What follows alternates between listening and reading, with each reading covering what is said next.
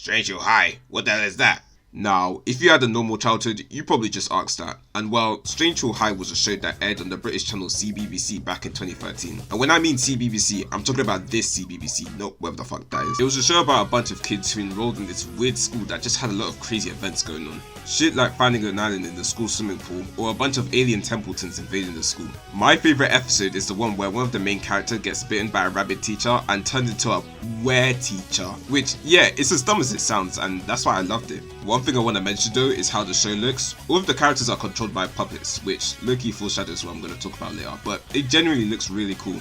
I can't really name many shows made in this style, except maybe like Big and Small or something. But enough about that. Let's talk about the three main characters of the show. Starting with Mitchell Turner, who's a troublemaker because, of course he is. One thing I like about him is that he sounds like that one guy from Blue's Story. Fuck's sake, man, I hate, bro. My God, bro. You always come like some fucking Mother Teresa and these dickhead peckermeats, bro.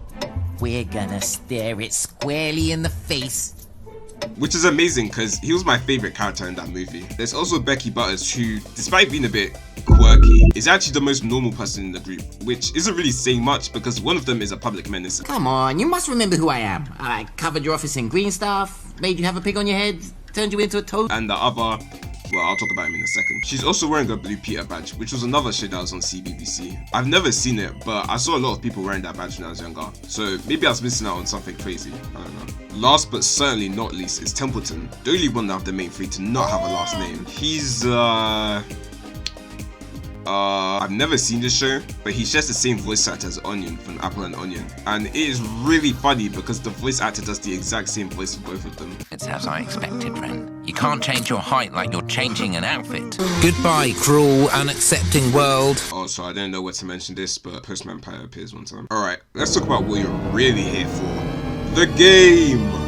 They can't really play anymore. Yeah, so not only did they remove the game from the CBBC website, but the Wayback Machine archive of the site doesn't even run the game. Probably due to the removal of Flash, but okay, the game was made in ET, I don't know how I said that. Now, if you're like me and you were genuinely suicidal when they discontinued Flash Player, you'll definitely want to check this out.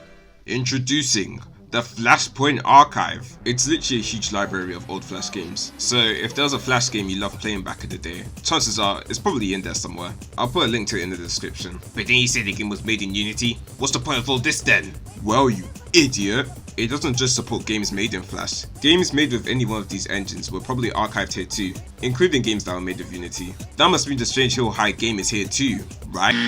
Unfortunately, the game did not make the cut. Well, besides this, but I'll talk about that later. So, are we out of luck? Is the game officially lost media? Well, what if I told you guys I had the game the entire time? Yeah, it's right here, see? Not only was the game on PC, but the beauty of it being made in Unity means that they were also able to port it onto iPhone and Android too. I actually had it on my iPad as a kid. See? The proof is right there. Although, they unfortunately delisted it from the App Store at some point. So, how'd I get this game on my phone then? Well, I searched up Strange Hill High APK and downloaded the first thing that didn't look like a virus. Easy. But with that out of the way, let us finally talk about the game itself. So when you open up the game for the first time, you're greeted to this menu here with the instrumental of the show's theme playing in the background. You're also spoiled of what mini games you're about to play, but who cares about that? Alright, also the game is called Merchant of Menace. I don't know how I forgot to mention that, but there it is. Now let's start with the game, and yeah, I don't think it looked like that in the show. Mitchell completes his homework for the first time. That was due 5 days ago. Bruh. Then the head teacher over the intercom starts talking about some time capsule that will be opening soon, and Templeton gets an amazing idea. Mitchell, you could slip your essay into the time capsule. Then, when it's opened, you can prove it's not late, but was in fact handed in 400 years early. Which, yeah, that's a great idea. So they head over to the time capsule, and I'd just like to say the controls for this game are AIDS. You have to tap on where you want the character to go, like it's Club Penguin or something. A fat joystick on the screen would have been less annoying. This game also does that old Resident Evil thing where the camera changes position every time you walk to a certain point, which doesn't really aid well with the dumb Club Penguin controls. Anyway, once you reach the time capsule, this guy called William Kemp pops out. He talks about how his head teacher, who's an ancestor of the current one, trapped him inside of the capsule, to which Mitchell has this to say. Sounds like Abercrombie. Jesus, yeah, that's Abercrombie right there. And now he's in the hole. Lovely. Now William wants to pull the ultimate prank, and you gotta help us by gathering his 6 pranks scattered around the school. But like, he just came out of the time capsule. How could it— alright, exploded.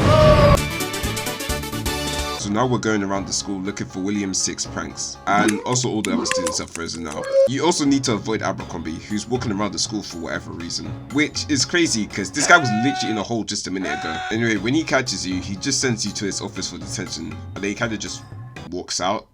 Okay. When you find one of Will's pranks, he briefly demonstrates what it does. Like this one here. Feel the tongued lash of the Spanish Inquisitor. Oh, what's it do? Moo, much meat moo. So it just repeats things in an annoying voice. Claw, click, clack, click, click, click. The 6 pranks you can find are a tulip that sprays Joker toxin, a whoopee cushion, because of course, some powder that gives you hair, some Spanish machine thing, a ball of rope which is a surprise tool that will help us later, and lastly, a mirror, which upon looking at it, traps Templeton inside of it. Here we get our first of 4 minigames. Now, this one's pretty simple, it's just a game of pinball, except you need to hit the mirror at the top 3 times in order to beat it. Now, I don't know about you guys, but I played a lot of Pokemon pinball as a kid, so this wasn't too much of a challenge for me. Now that we found all of Will's pranks, Mitchell asks him to help him find his homework, to which Will says, "Nope," and runs away. Becky's pretty worried about what Will's cooking with his pranks, and Templeton's like, Me neither. Let's go stand around like idiots somewhere else. and then they just walk off. Becky's walking around until she sees Will bullying the fuck out of Matthews, who, by the way, is a really funny character in the show. He reminds me of that one guy who was always smiling at Robot and Monster.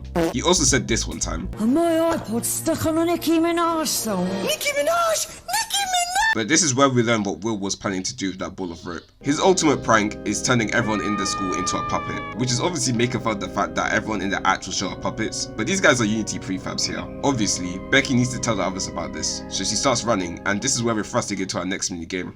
It's just Subway Surfers. One thing that's interesting about this minigame is that it was released as a standalone game on the CBBC website. As I've mentioned before, only one part of the game was archived, and when you search up Strange Hill High on the Flashpoint archive, this minigame comes up. Wait, what the fuck is this? Okay, after you're done with that, Becky tells that you're joking.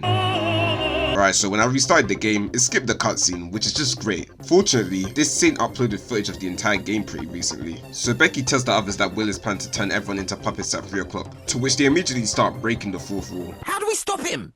Just turn off the game.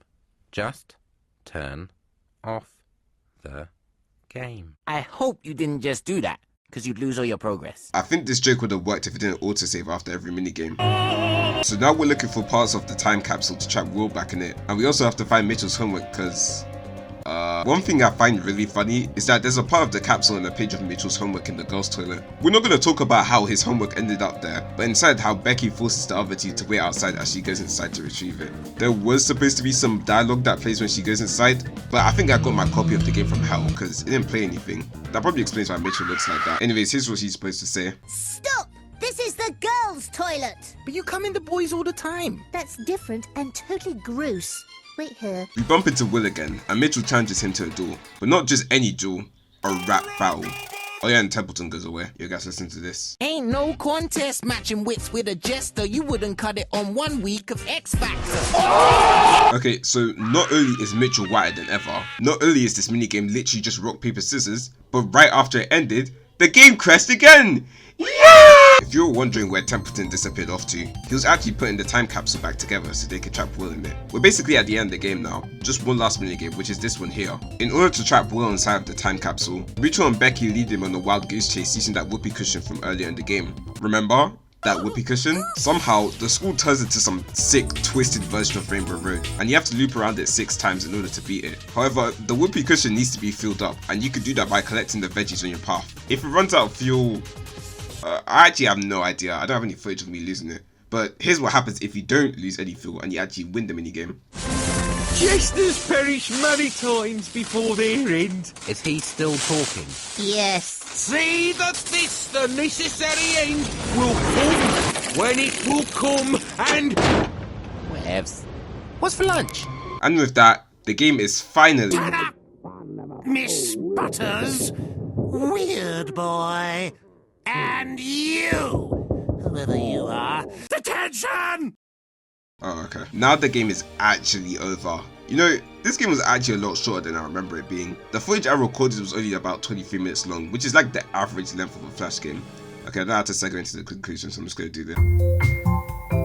I can't lie, it's nice to see that this game manages to hold up pretty well even to this day. Especially the humor. I don't know how I've neglected to mention this, but the show is really funny and its writing and humor is also reflected in this game. The entire show is actually on YouTube, so if you've never watched it or you haven't watched in a while, you should go and check it out. I'm also going to leave a link to the file of the game in the description. However, it's an APK file, so if you have an iPhone.